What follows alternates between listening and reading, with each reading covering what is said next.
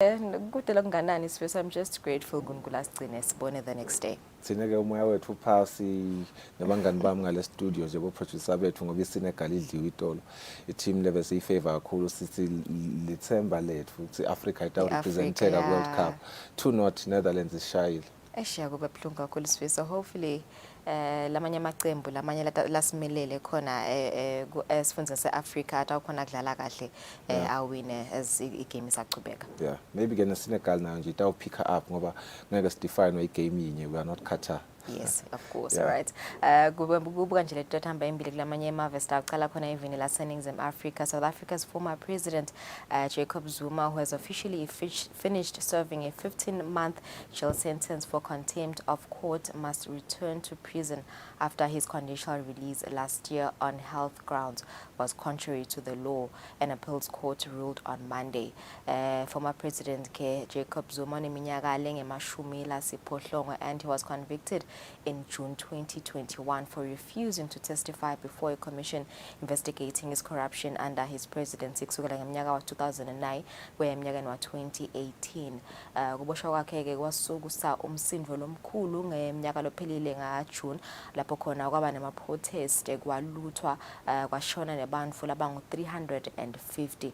Kanti ke 2 months later he was released for health reasons and he was placed under judicial supervision.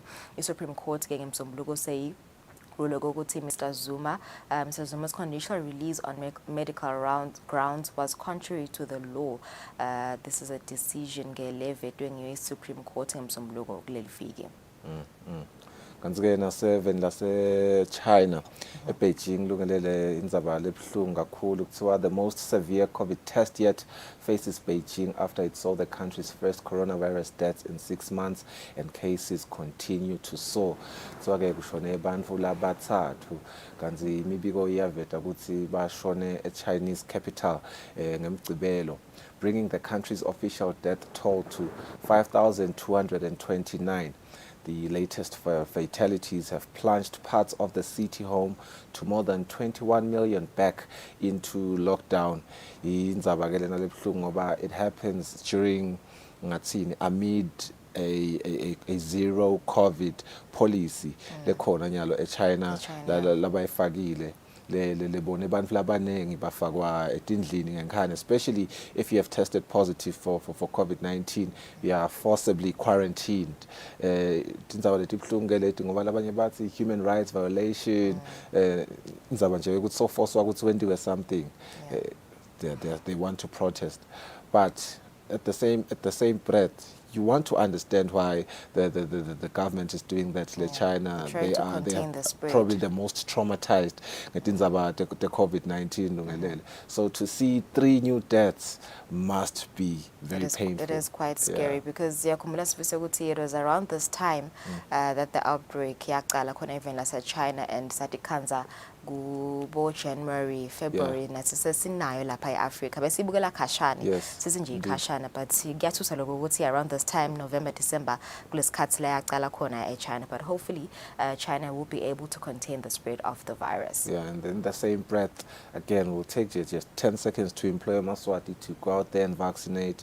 Belitiko letempilo solo bayaqhuqutela ukuthi asiphumeni siye kuyawujova kungaze kusiphinze ngakule sakubona iminyakeni le endlulile. Yes, kunjalo mbukele kanti on the show today sabe sikhulumisana nalabasuka khona ka Enactus dokumleke ukuthi eminyakeni noma ke rather ekule iminyanga lephelile bekube ne World Cup yaka Enactus. I-World Cup yaka Enactus yaqala ngeminyaka wa 2001 e-United Kingdom. Kanti ke since then over 700 Enactus teams have competed at the Enactus World Cup and over 45,000 participants have attended the event. Eminyakeni lephelile nje likoleshi lengwane college ngilo la hamba phambili ku national competition ngelishwa ke kulomnyaka livela kangwane ligcine nje ku top 16.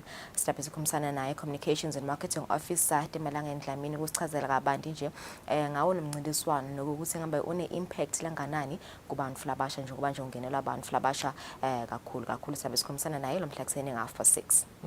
We will also be joined by the European Union Ambassador to Eswatini, Ms. Chimelova Desislava.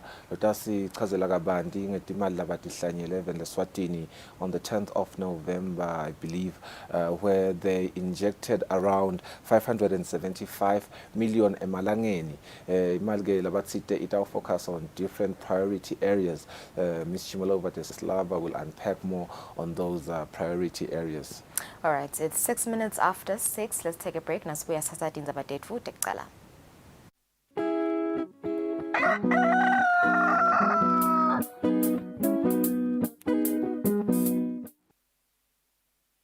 Better health, better life. Another season with fresh discussions. Ngetindzaba letibalulekile tetemphilo la ekhaya Eswatini lokunukelela ehlelweni nokuphila masangana. To learn from our health professionals. Psychosocial support group for mothers who are going through the journey of motherhood for all mothers. Nanzi phila ube intombi yakeni bebasifusa nje esondweni ube lijaha lake nabujaha, and knowing that I'm a young man. Angeke ufithe la groupini ungabhemi. So vele directly tawufuna nami ngibhemi kanti bengingakufuni lokubhema. Coming to you every Wednesday from 6:30 p.m. here on Eswatini TV. Better health, better life. Your gateway to a healthy living.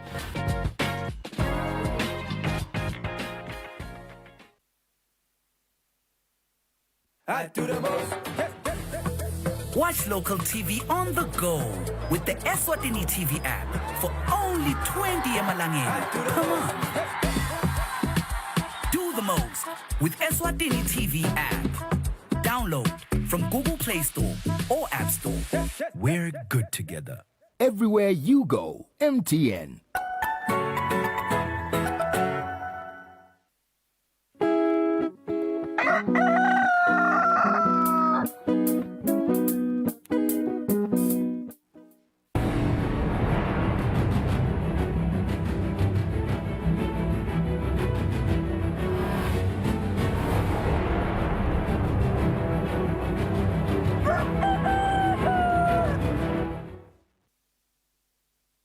Back and thank you for staying with us. It has just gone 9 minutes after 6 this Tuesday morning. Let's kasanyalo stawuthatha indaba tethu tekucala.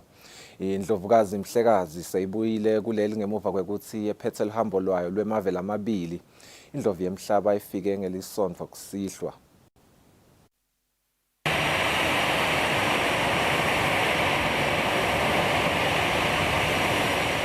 Indlovukazi Mhlekazi ifikele esikhumulweni setindiza iKing Mswati III International Airport ngelisonto kusihlwa. Mhlekazi waMaswati ubuye kuleli ngemva kokuthi ephethe uhambo lwakhe lwemavela amabili lolwaqala eveni leSingapore lwaqhubekela eveni le-United Arab Emirates. Indlovu yemhlaba yemukelwe bomake emakhosikazi esilo semhlaba nabogogo balondolozi nebantu abenkosi ngesikhathi ifika kulesikhumulo setindiza lesikaniki esifundeni saseLubonjeni.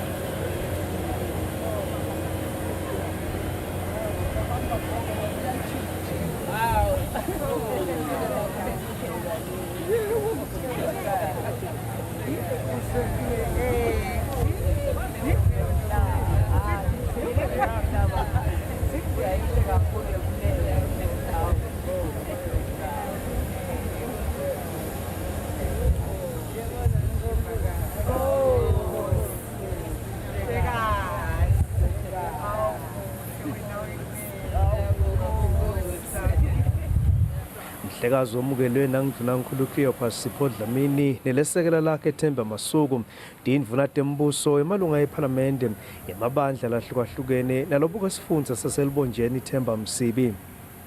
Lubika kwethu Ndzabeni ngisandile Makhanya eKing Mswati the 3rd International Airport. Liphini landvunankhulu Themba Masuku likhutsata bobabe kwekuthi babuyele endzaweni yabo baphile impilo lecotfo emakhaya nasemimangweni kude titukulwane letitako titawufundza indlela yekuphila kubo. Liphini landvunankhulu belikhuluma emphakatsini wasezulwini ngesikhatsi live ligubha lusuku labobabe lolugujwa njalo mhla ti-14 kulesetulu emhlabeni. Sisho sesiswati sithi lokudlula imadvodza kuyabikwa kungako bobabe nemajaha bahlangene lapha emphakathini wasezulwini kutobukusana ukuthi tingacatululwa kanjani inkinga letibhekene nelive kanye nemhlaba wonke letifaka ekhathi kuhlukubetana ngetebulili kanye nekunganakwa kwebamfana. Lo mhlangano wewekugubha lilanga labobabe emhlabeni lapho khona liphini landvunankhulu Themba Masuku liyale bobabe kwekuthi baphile impilo lecotfo. Madodza ngithi ake sibuyele emuva asibambisane siphakamise umjeka wenive uvakale nje sakhuluma lamhla sisezulwini sasukuma singemadodza kungapheleli la emadodza akasukume emiphakathini singayi sishiye abantwana emuva akakwehlule wetamile. Mgcineni indlangamandla lobukete ekutalana itiko letempilo uchaza kabanti ngetinkinga letibhekene nabo babe. Bobabe ukhanza ukuthi abasibo bantu labakhuthalela ukusheshe bavele emtholampilo. Indvodza ikholelwa ekuthenini intintfo iyatilungisa noma ngathi lukhunukwane. Ibese ihlangana naleti inkinga ke lokhanze ukuthi tingetulu kufanele ngabe iyatemukela ukuthi angeke ngitende lutho. Lesikhulumela lapha ngetinkinga khanze ukuthi umuntu usanenkinga tekuvuka kwetintfuku. Yiko lokhanze ukuthi lesinye isikhathi angeke utende lutho noma ungayintani ngeke ukhone kulapheka. Saphinde sakhuluma ngendzaba lokhanze ukuthi labanye banebulukhuni kuthola abantwana.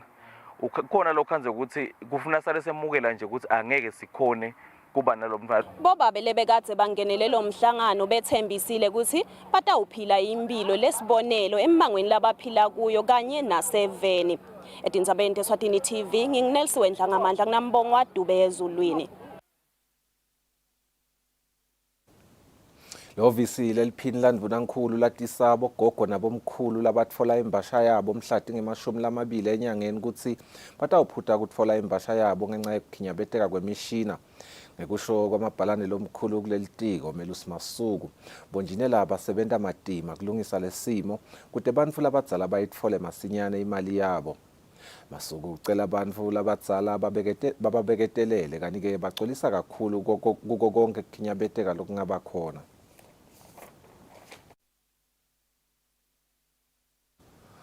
Umphathi wesifundza sakaHhohho umfanenkosi Tsandzile sewemukele bobabe betikhulu besifundza sakaHhohho labasanza kwetfulwa emiphakathi. Akhuluma ehhotela le-Hilton Garden Inn eMbabane. Umfanenkosi ukhutsate tikhulu kwekuthi ticinisekise kwekuthi tibeka inhlalakahle yesive embili tiphindze tihloniphe emakhosi elive. Kwekucala nje sicela kweKhuzali bayethe kwekuthi inkosi isivusele bobabe lala bese kubonakala khona ukuthi tindzawo tiyaceka. Sibonge kakhulu engwenyameni ngoba vele bekungasebenteki kahle ningekho bekunene. Silihhovisi ke sitoti letha kini kwekuthi lihhovisi lemphathi sifundza lihhovisi lenu bobabe. Lesipiki likhona lihhovisi nalambabane likhona lihhovisi solo lenu. Sibonga ke bonke kwekuthi senikhona la. Siyacela kwekuthi njengoba nifika ehhovisi bobabe nebantu abenkosi nisonzele kulabo babe labadzala lesevele bayihambile lenzima ngoba kuthiwa indlela ibutwa kulabasembili. Nibasonzelele bekunene khona into ukucathadelana kwekuthi uma kunjena kuhamba njani. Nekwekuthi nani siyathi ukuthi emakhaya nemakhaya la nisuke khona kwahlalwa phansi endlini kagogo nakhulunyiswa nibobabe ukuthi umuntu kumele atiphathe njani. Siyakubonga lokho nathi siyakugcizelela bonkosi ukuthi lesive lethi inkosi siphatheni sibukeni lengephandle naso nisibuke kahle naso sive siniphathe kahle sati ukuthi nilengephandle nje nibukele yona ingwenyama. Sebathi inkulungwane letisihlanu bomakele sebasitakele ngaphansi kweluhlelo lokuthuthukisa bosomabhizinisi lababomake lolicale eminyakeni lophelile loluchutshwa live leShayina sihlenge seTaiwan ngaphansi kwesikolo seTaiwan Technical Mission.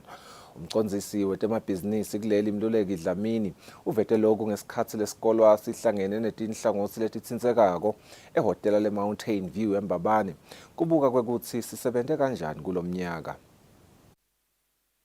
A capacity building project for microfinance focusing on grassroots women in Eswatini.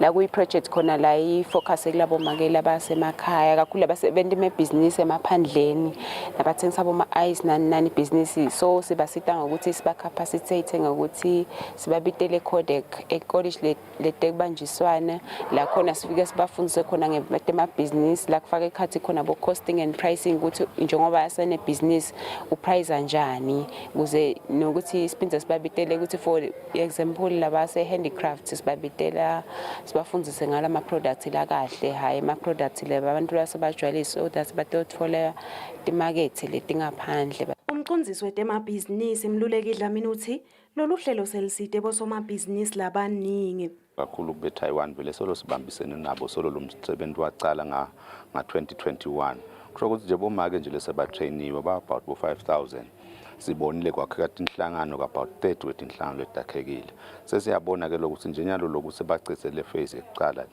le capacity building sesitawungena ke kule phase ukuthi sebayakhona ke ukuthi babaside bangabahlanga bedengeta imali tekuchubeka la kulama business abo. iTaiwan Technical Mission ithi tawuchubeka yende isiqiniseko sekuthi bayakhula bosomabhizinisi labancane labatfola lisito ngaphansi kwalolu hlelo. Etindzabeni Eswatini TV kubika Nelsiwendla ngamandla kunambongwa Dube eMbabane. Inhlangano yebantfu labanesifo se-autism kuleli setfulela ucwaningo loluhlolise lesimo esifundeni saselibonjeni. Umcondzisi walenhlangano Trifina Mvubu uthi kutfolakele ukuthi bantfu labanalesimo balishumi nesithupha ekhulwini 16% kulesifundza sonke. Mvubu uthi lolu cwaningo luvete ukuthi bantfwana labanalesifo abakhoni kuchubeka ngendlela lebhekekile etifundweni tabo. Inhlangano yebantfu labanesimo se-autism seyetfule ngalokusemthethweni umbiko wekuhlolisisa lesimo esifundeni saselibonjeni. Umcondzisi walenhlangano Trifina Mvubu uchaza ngaloko labakutfolile. Bantfwana labane autism bayaya esikolweni labanye nakwentekile baya but badropa ka standard 1 as their highest grade. Kwaphinze kwatfolakala ke neko ukuthi kubantfu labanengi lukhona loluvo loluthi asibafundi vele etikolweni tethu asibafundi vele emaklasini batasilimatela abamfana vele ababe isolated so kwabalikhunyana kakhulu nako lesakuthola. Ngingacela vele ukuthi sibambisane nahulumende sichubeke sibambisane njengoba bazama kusisekela sibambisana onke emaswati nebatali basukumele letimo talabantwana nyalo lokho ababhlungu kakhulu kwabangiloko ukuthi incumbi yalabantwana batfolakala sebabadzala umfana lone autism akufuneka azafike ku 10 years angaka attend ngiko sicela lokumtfola at least anakusukela ku 2 years kuyale kubo 5 years nase sekungetulu lapho waze wafika ku 10 le ngcondo seyikhule ngalokuphelele ukuthi kusekhona umehluko longanani lotawuwenda so sitawusukuma ke njengenhlangano kweta makhutsa ta emaswati ukuthi siyabacela abamfana ukuthi basheshe batfolakale nakukhona nje umtali la kangakuboni kahle ekukhuleni kwemntwana ngoba physical basuke bakhula kahle but le tento takhe natingalingani nale minyaka yakhe ufuna umtali asithinze inhlangano sitokhona kubona ukuthi sibambisana kanjani. Le nhlangano iphindze yasukumisa ngalokusemthethweni umsebenzi weluhambo i-Autism Challenge Walk lehlose kucokelela lusito loludingwe ngule nhlangano lebheke ukuthi ibanjwe ngenyanga yamabasa eminyakeni lophelile. Itindzabeni kubika Sondomlangeni eMbabane. Losabambe kuba ngumcondzisi wenhlangano yebantfu labanesifo sekuwadambuza njalinjali. Sewukhutsate sive ukuthi siwusebenzise umshini wekuhlola sifo sekuwa lesewukhona lapha eveni. Njalinjali uthi umkhuba wekuthathela phansi lesifo ikakhulu kubantfwana kufanele sale uphela. Njalinjali bekakhuluma ngesikhathi bafundzisa abacucuteli kanye nabothishela basenzaweni yakumaphungwane. Inhlangano yebantfu labanesifo sekuwa iyachubeka nemkhankaso wayo wekufundzisa ngalesifo kanjalo ke nekuhlobana kwaso nesimo se-autism.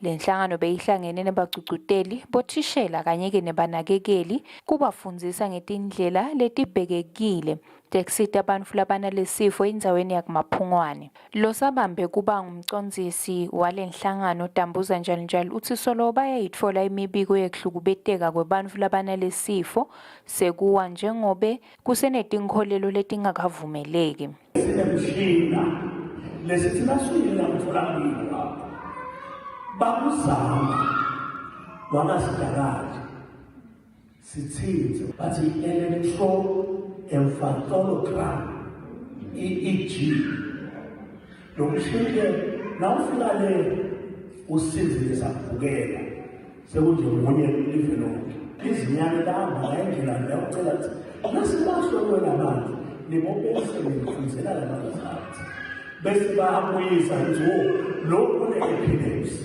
lengalihlobo lalo nalo ihlobo lamaphilisi lolungamsinda. Njalo uphinze wanxusa kakhulu Sive kuthi siwusebenzise umshini wekuhlola lesifo lo walandva sibonza salenhlangano elizinyane umfana Nkosipanzile eveni leNgilandi. Itindzabeni kubika sondomlangeni titfombe titfolakala kule nhlangano. Live leSwatini liyachubeka nekufaka emandla ekuqinisekiseni ukuthi igciwane le-HIV liyancotshwa ngekuthi eMaswati yabe mcondvo munye kulendzaba.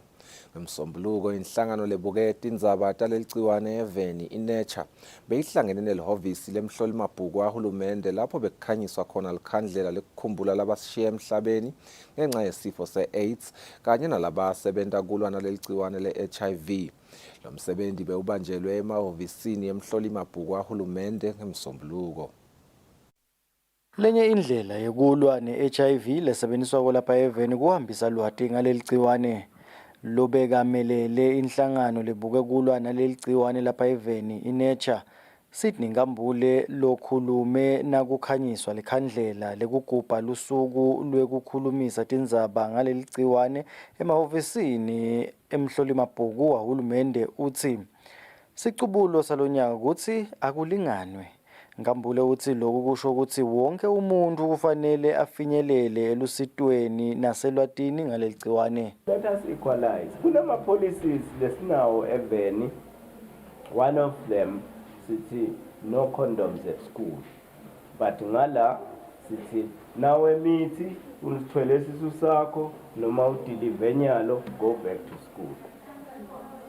Niyabona lokho ukuthi that's another. Those are policies that conflict. Sithi let us equalize. Asisho ukuthi asiwabhene but sisho ukuthi let us look at interest yawo wonke umuntu. Umhloli mabhuku wahulumende lobekamelelwe nguFikile Dlamini uthi ufuna tisebenti telihhovisi lakhe titiphephise kulelgciwane.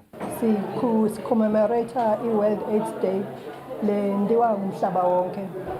Silotshengisa nathi ukuthi i-Accountant General nestaff sakhe uyatimbandzakanya umkhankasweni wala AIDS. Ufuna ukuthi tisebenti takhe tiphile kahle. Inhlangano yamhlabuhlangene yetempilo ithi bangetulu kwa 38 million bantfu labaphila ne-HIV emhlabeni wonke nakubuka sibalo seminyaka lophelile kanti leligciwane selibulele ngetulu kwa 40 million webantfu. Tindzabeni teSwatini TV kubika Themkosi Mavimbela nginamuze Mkhonda eMbabane. Noma kusekhona tinsaya letikhona etindzabeni tekulwa ne-HIV inhlangano lebuke kulwana leligciwane kubantfwana i-Elizabeth Glacier Pediatric AIDS Foundation ithi kukhona tinyathelo letibonakalako letitsetfwe live leSwatini. Lobukete kuchumana kule nhlangano Muzi Yende uthi seyikhona imishina lesita kuhlola simo sengati semntfwana satsanza kubelekwa. Lokusita ukuthi akhone kusheshe acale kutfola emaphilisi nangabe unalo ligciwane. Lokhu kuhle ngoba liningi lebantfwana batfola leligciwane kubomake babo nababelekwa.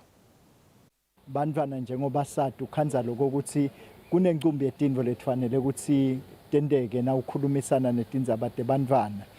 Ukhanza ukuthi nje esikhatsini lesinyenti ukhanza ukuthi labantfwana bethu labatalwa bomake labaphila nalo ligciwane le-HIV solo senabo lobulukhuni bekokuthi noma bahlolekile ligciwane le-HIV basekhona emtholampilo angakaphumi make abuya kuyobeleka.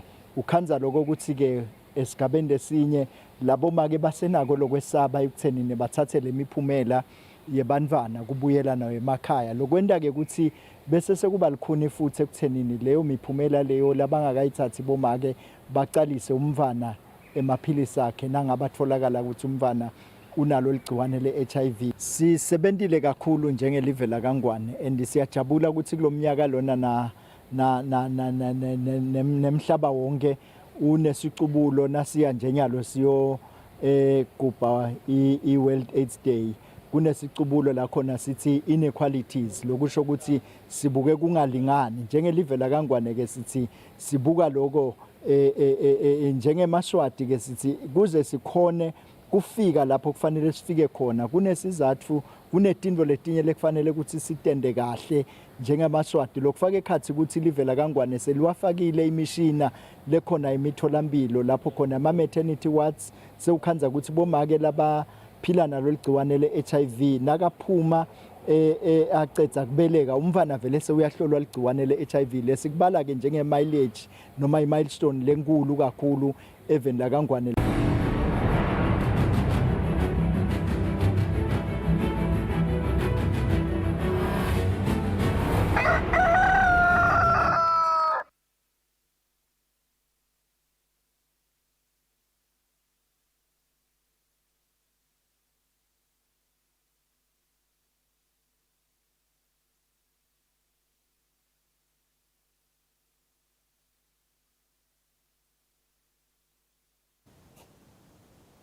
Oh no. Kule mpelasonto lesiya kuyo kubhekeke ukuthi onke ema-leagues emidlalo webhola yetinyawo langephansi kwesifundza saseshiselweni aqale kudlala imidlalo yawo kuto tonke tigodi letingephansi kwalesifundza. Sihlalo wenhlangano leyengamele kudlalisa umdlalo webhola khona esifundzeni saseshiselweni ibhekani ikhumalo uthi bakubone kufanele ukuthi bahlangane nemakomiti labuke kudlalisa ibhola kulesifundza ngaphambi kwekuthi kucale yona lemidlalo.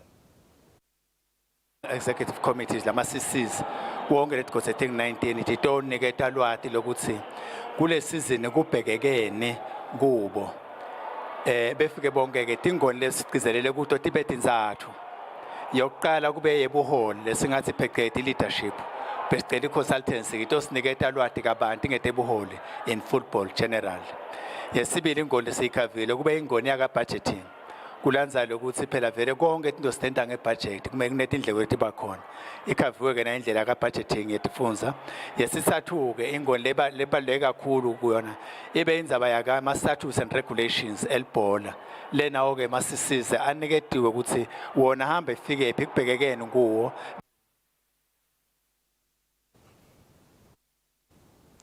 Ake sesibahlole emarket kodwa singakayi emarket sitawuthatha simo selitulo.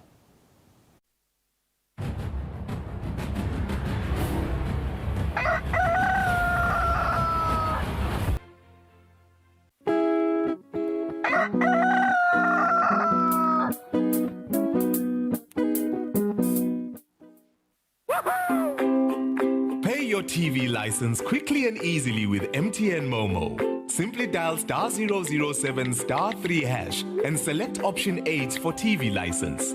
Enter your national ID number as your reference and the amount you wish to pay. Then enter your PIN to confirm your payment. Once your payment has been made, you'll receive a confirmation SMS of your payment. If you're a first-time payer, you get another SMS for your TV license. So legalize your entertainment from the comfort of your home. Pay your TV license the easy and convenient way with MTN Momo. Everywhere you go, MTN. I do the most. Watch local TV on the go with the Eswatini TV app for only 20 emalangeni. Come on. Do the most with Eswatini TV app. Download from Google Play Store or App Store. We're good together. Everywhere you go, MTN.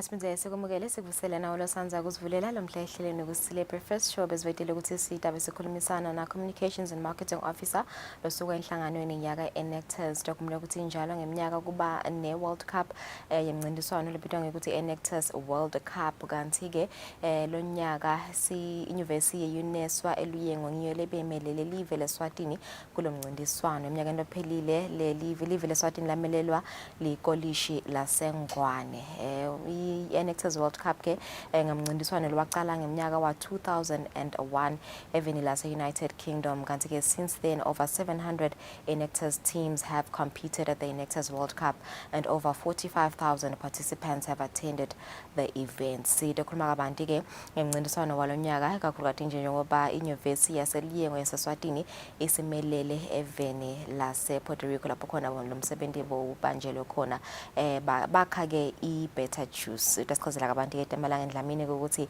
ingabe vele mhlawumbe lomncintiswano waloluhlobo uyisita kanganani inshaya kule live ukuthi etithuthukise ikhona nekusungula amabhizinisi ayo. Sikuvusele, thank you so much for joining us today. Ngoba nje singangeni nje kule competition singathanza kuvela ukuthi since I've stated ukuthi le competition yaqala 2001 and I want to assume ukuthi it has a lot of impact on bamflabasha lapha ekhaya Eswatini because I think ukuyabavula netingcomvo ukuthi bakhona kwakhe ama innovations laba lahlukahlukene. Just to give us a background of le competition ukuthi yaqala kanjani la eSwatini and how many colleges or universities participate. Okay, thank you for the opportunity ukuthi sitokhuluma ngemsebenzi wethu lana. Shotsi la Kangwane, Enactus uqale nga 2012. Angu students in re-enterprise, which was SIFE at the time, and then ngekuhamba kweminyaka kwase kuyashintshwa kuba ngo Enactus silandzela le mandate ya globally because Enactus is a global NGO libuke wona ema students. So this year we have 15 wema teams la competako. Or not really la competako but nje la khona kule program yethu la sikhona khona kuhlunga lokuthi kulaba seba ready ukuthi banga participate ku national competition lona lo winner kule national competition kube sekuba nguye lo melela live ku World Cup. So this year we had 8 teams that were competing kwa phumelela 6 ke from the preliminary round base bayachubeka ke kwaba nema finals la seliphuma lapho ke liyengo bakhona ke ukurepresenta ngale product yabo iBetter Juice which was their response to the COVID-19 pandemic. Sorry. So le Better Juice bathatha tithako letihlukahlukene batihlanganise bakhe le juice yabo. We heard Emma testimonies during the World Cup where the people who took the juice bakhona lokusho ukuthi ngacala ukuthatha le juice bengikunasimo nasi but after taking it my health improved drastically. So this competition iba mcoka ngalokuthi siyakhona lokusita lama teams bacabange ema ideas that will not only be beneficial to them in a business sense, but they must also benefit the community. That is one of the mandates aka Enactus ukuthi awucabanga nje ibhizinisi letawuzuzisa wena kuphela but umele ubuke ukuthi le community uyisita kanjani whether it's in the products or services that you offer noma kubaniketa emathuba like kubaniketa abo training leswaniketa thine wona lama teams they go back to the community and teach them those things nale misebenzi yabo labayendako. Okay, so what opportunities are availed for labamhlabasha leseba chamgena le business idea lena nibathatha nibabeke epinini as Enactus kuzama just to make sure that their business is sustainable yindlela nibasita ngayo looking at laba nje labakhele juice singathi singayikhanza ini mhlambe seyisesitolo thide ithengiswa. That is definitely the aim. Injongo yethu ukuthi onke emabhizinisi labawacala ko angapheleli nje emoyeni nabaphuma esikolweni kepha our aim is to make sure that ichubeka ibe business le fully fledged le registered. We have a great relationship with the Ministry of Commerce. Lengibo labakhona loku advisor nalama teams ukuthi if you want to now start a business this is what you need to do. Like if you want to register a business yakho bakhona lokuthi babaside to take them from that step because initially lama programs 8 for athi le project abayisebenzile for a minimum of 3 years before inga graduate into a fully fledged business. So kulo 3 years lo we try to arm them with all the skills and the training and the capacity building in general that they need to be able to run the business fully. So uqala ngale structure sale team kuba na CEO like a regular business, kube na marketing officer, your finance officer, your secretary, lo tothatha boma minutes and all of that, because we teach them the nitty-gritties.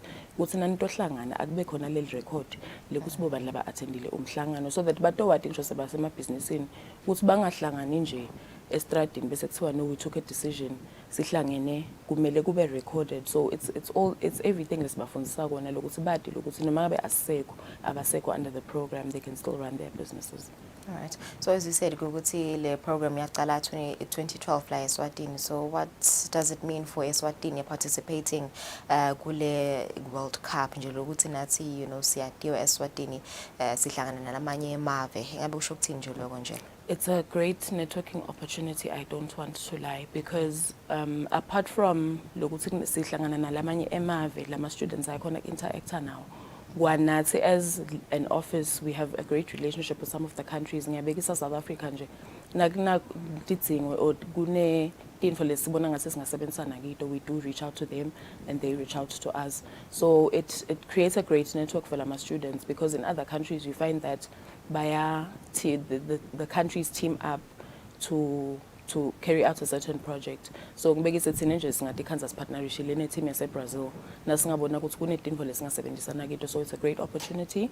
We have a great platform to meet potential investors and sponsors labantu khona kusita lama students scale up my business up, because without the resources and without the necessary support they can have ideas abe mahle but singakhoni lokubaqhuba embili because nathi our hands are tied.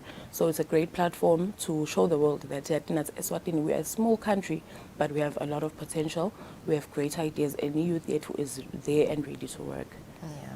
So speaking of ideas, ngifuna kubuta ngema past winners, past participants, ukuthi do you make a follow up, just to check ukuthi baqhuba njani business abo asaqhubeka nje bushido ukuthi nisebenzisana ne Ministry of Commerce ukuthi bavule business abo.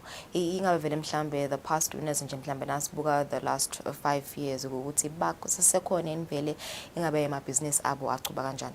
Okay, we definitely do have a platform la sibuka khona alumni yethu specifically. We also have ngibekise njenga Standard Bank, their funding toward their support kithi is specifically for alumni. So we do have trainings every now and again. Nagu possible. Okay, siphazanyiswe COVID kakhulu, but we did have a training in December for all the alumni lebeba available at the time, because we do make a follow up because okay ukuphinyalo nabo banayo le platform yokusibete kithi kuthi say, you know what, I'm trying to do this and this is the support that I need. Sekuthe ngalesinye isikhathi uyakhanza ukuthi sesicedzile esikoleni besinana project besenta kanye as a team. Ema aspirations ethu akasafani, lo munye mhlambe so ya branch out uye emsebenzini nje, but lo munye mhlambe uyafuna ukuqhubeka nebusiness. So we still support them even if akusasiyo le business lebe ba compete ngayo or lebe basebenta kiyo ka Enactus, but we still are there for them to support them. We do have there's a gentleman Wagadlamini who owns Car Track. He is one of our alumni. We have a lot of recognizable faces like Mpiwa Kamete, for instance. He's also alumni at Fugunas Fiso Makakula, who is the owner of Innovastruct. A project boyatala from Ngwaluseni, and they collect plastiki, recycle them, and create jungle gyms. So those businesses are still very much active. Back home, they are part of us. Sfiso actually won an award go the Enactus World Cup a few weeks ago as one of the alumni back globally. There's an alumni global award and he was one of the winners. So he was greatly represented, and we do have a platform there amazing for a alumni yet. Okay, speaking of awards, just to take us back to the award ceremony, I know that Azang is figure good top 16 unfortunately, but overall, did we receive any award during the competition? Unfortunately not. The competition just tell us 32, we're top 16, top 4, and then the winner is revealed. Egypt won again this year. Because they win every time. But it really went well. We were so proud of the team. They did an amazing job. Because we joined virtually was the internet connection. Because a lot of the other countries were struggling. Virtually now, but because besebenza MTN, we did not have glitches of any sort. We were like, it was just an amazing experience altogether. It felt like we were there. Basic plane ride. So la basa Egypt bona, as you said, ukuthi bahlale bawina all the time. Bekuyini bona innovation yabo? Egypt works on a lot of projects. Lelea wina, I wouldn't honestly be sure ukuthi nguyiphi, but because besinging in the same leagues, so we didn't really have an opportunity to watch all the presentations. Sinenje kule league basically we were competing with Poland, India and Kazakhstan, so we're able to watch those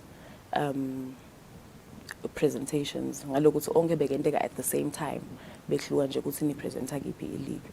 But one of them, because they normally have a lot, ngalokuthi they have a lot of teams that ukhanza ukuthi ayacompete lapha.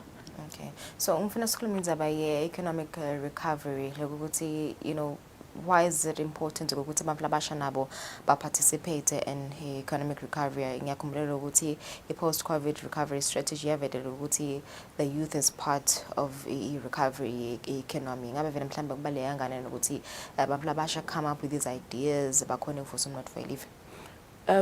It's very important because I think as bantu labasha we are easily adaptable to any situations. The technology is so I think it's those things, being able to process info in a different manner and look at things. Solutions. So I think with the right support, youth can do a lot for the country because my ideas is now manning, but sitele lawo ma platforms mhlawumbe la ngakhona lokuzivumela ngiyabekisa nje sine ema teams efana sosifiso ukuthi ama products abo bagcine bawa exporter, like the better juice for example, because some of the products are tested by Swasa Nangwane College, and I think we'll remember at some point they did take their product to Swasa for testing. So once we get leto in line, export we open job opportunities for each other. So connected communities. So I really think it's important to involve the youth and give them all the support and give them all the resources to make sure that lama ideas are not just ideas, but agcine anglen validation njani impilo tethu. Okay. So is there a theme like ukuthi basebenza ngaphansi kwayo mhlambe nabende ama innovations ngibekise nje ukuthi this year ngidawuthi if ni focus ku theme lekthi innovator theme leti hambisana ne technology namanje ba free to innovate anything? It's a free for all.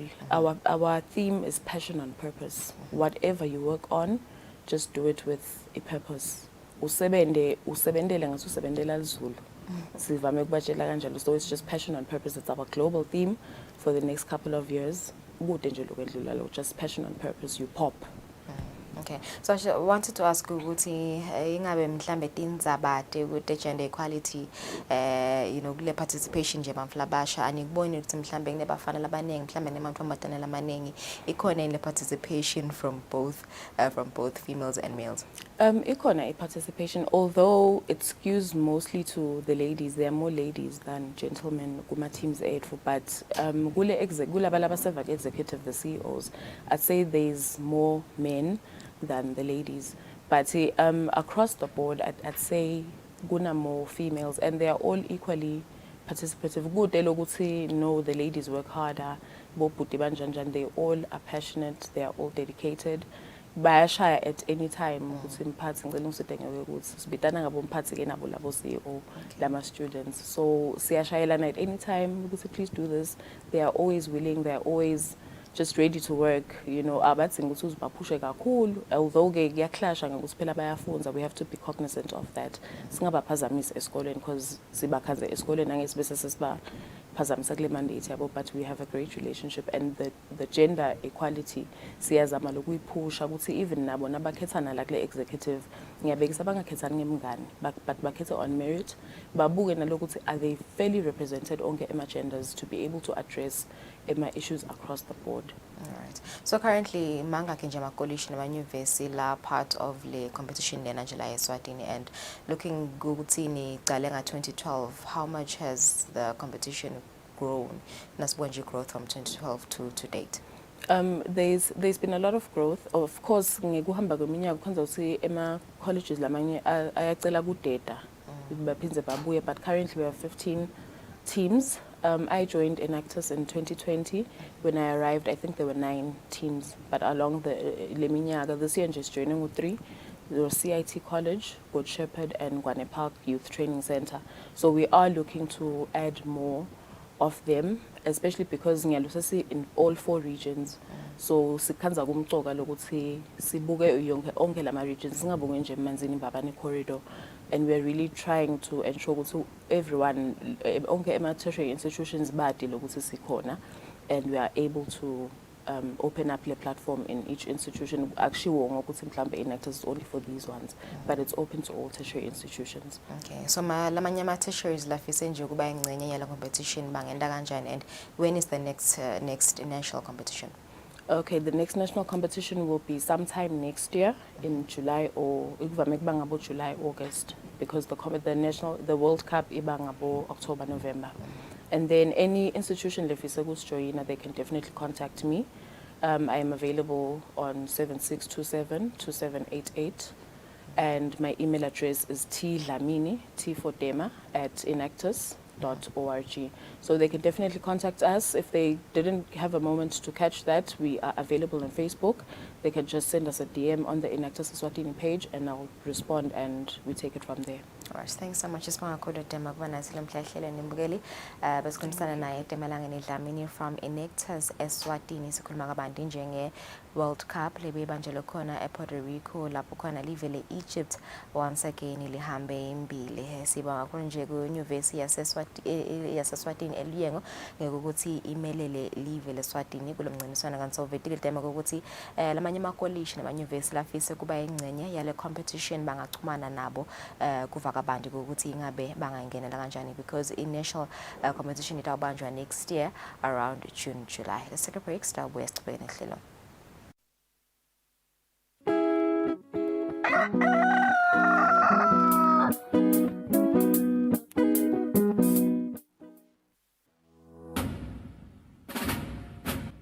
Nene bekunene kusetandleni tesive kuthi imimango ingagcini kukampunzi edla emini. Sive sakangwane nebantu labakhethe kuhlala eSwatini abaphile ngekukhululeka nekuthi kubethe lo nyathelo lilungelo lalabanye egameni lekufuna lilungelo lakhe.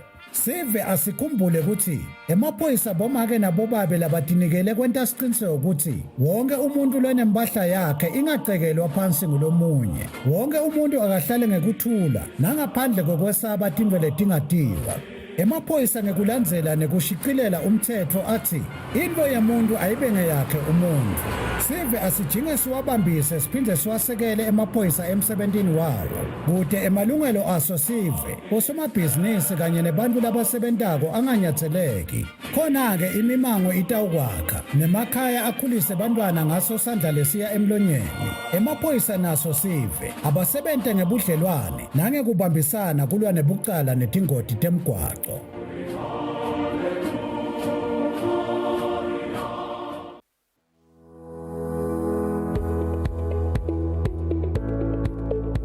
Why should we pay our TV license? The content on our local television is actually more up to date. The industry is enhanced. It is a criminal offense not to pay your TV license and attracts a fine of 500 emalangeni or 6 months imprisonment. And the industry is definitely blooming, ladies and gentlemen. So that's what we have for you. But we'll be right back just after the break, and we'll give you more of Mr. V. Pay my TV license. That's why I can enjoy the benefits of an enhanced industry and keep track with recent transformation. Mommy, who pays for a TV license and what are they paying for? The owners of TV set and a gadget with a tuner like DVD set have to pay. Pay your TV license at NetBank with the details provided on screen. Or use your cell phone via the mobile money pay. You could also visit your nearest post office and pay there. Pay your TV license via Eswatini Mobile Imali. Any TV device retailer can purchase a license to trade. Pay your TV license and enhance the industry. Watch local TV on the go with the Eswatini TV app for only 20 emalangeni. Come on. most with Eswatini TV app. Download from Google Play Store or App Store. We're good together. Everywhere you go, MTN.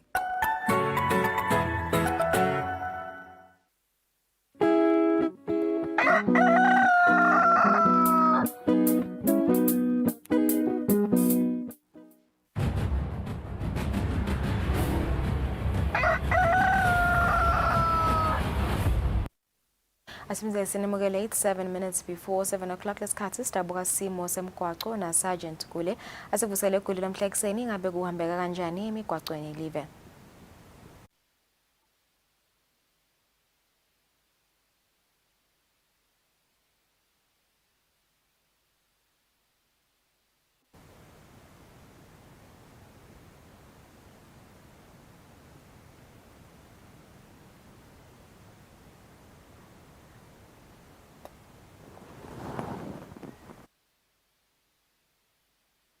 Akuchumana naye Sergeant Kule lamhla ekseni sidawutha sakhefu nasibuya nje sidawuchubekana lohlelo.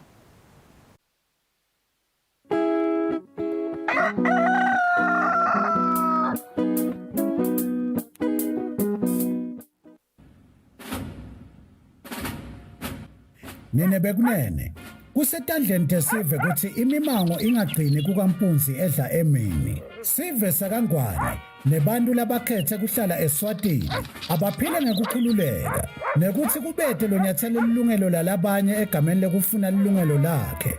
Sive asikhumbule ukuthi emaphoyisa bomake nabobabe labatinikele kwenta siqiniseko ukuthi wonke umuntu lonembahla yakhe ingacekelwa phansi ngulomunye. Wonke umuntu akahlale ngekuthula nangaphandle kokwesaba tindwe letingatiwa. Emaphoyisa ngekulandzela nekushiqilela umthetho athi into yemuntu ayibe ngeyakhe umuntu. Sive asijinge siwabambise siphinde siwasekele emaphoyisa emsebentini wawo. Kude emalungelo aso sive osomabhizinisi kanye nebantu labasebentako anganyatseleki. Khona-ke imimango itawukwakha nemakhaya akhulise bantwana ngaso sandla lesiya emlonyeni. Emaphoyisa naso sive abasebente ngebudlelwane nangekubambisana kulwa nebucala netingoti temgwaqo.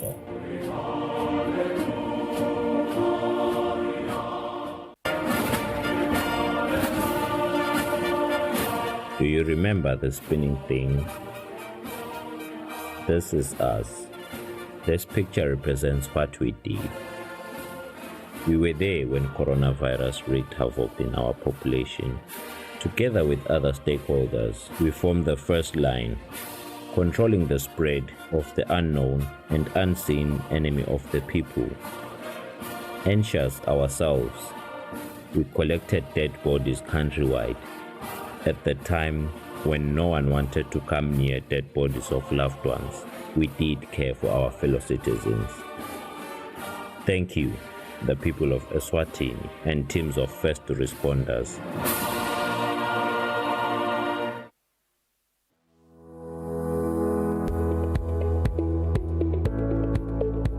Why should we pay our TV license? The content on our local television is actually more up to date. The industry is enhanced. It is a criminal offense not to pay your TV license and attracts a fine of 500 emalangeni or 6 months imprisonment. And the industry is definitely blooming, ladies and gentlemen. So that's what we have for you, but we'll be right back just after the break and we'll give you more of Miss V. Pay my TV license. That's why I can enjoy the benefits of an enhanced industry and keep track with recent transformation.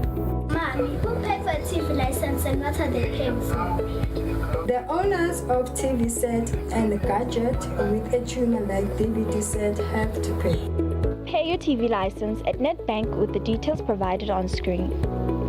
Or use your cell phone via the mobile money Pay. You could also visit your nearest post office and pay there. Pay your TV license via Eswatini Mobile Imali. Any TV device retailer can purchase a license to trade. Pay your TV license and enhance the industry.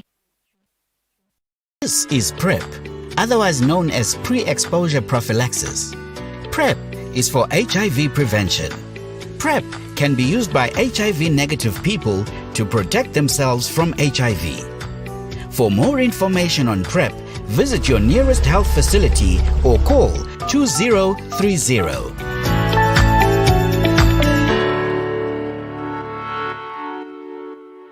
I am a man in charge of my health. I use a condom every time. I have tested and I know my HIV status. HIV prevention starts with me. In order to end AIDS, I have a right to fair treatment in access to HIV services. Health facilities do not discriminate.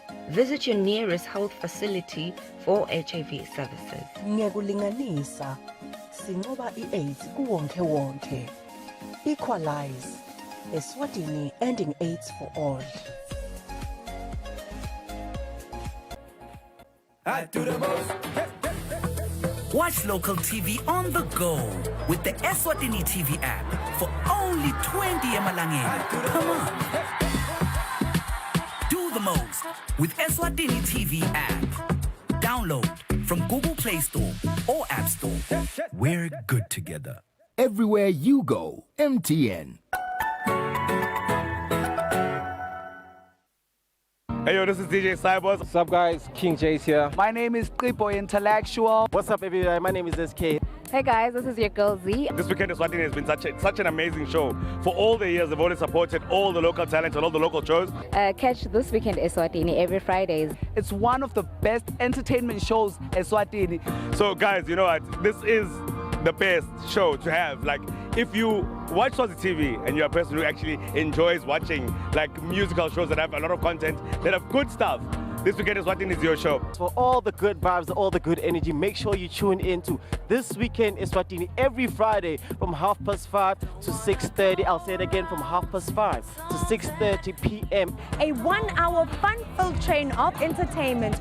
We are taking you from 5:30 all the way to 6:30 every Friday, live on Eswatini TV. And yes, of course, we are your #1 entertainment show in the kingdom of Eswatini. But you can interact with us on all social media platforms. We are at This Weekend Eswatini on Facebook, Twitter, and on Instagram. Lalela Tina, we will definitely get back to you. This is your official weekend party starter. I don't wanna go around singing songs that people don't want.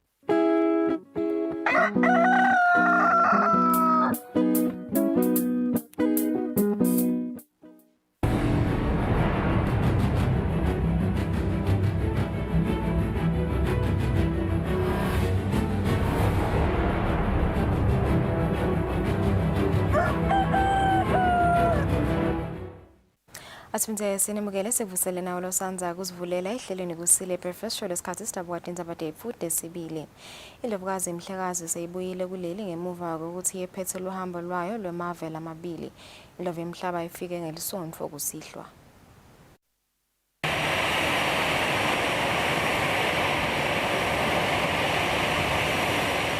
Indlovukazi Mhlekazi ifikele esikhumulweni setindiza iKing Mswati the 3rd International Airport ngelisonto kusihlwa.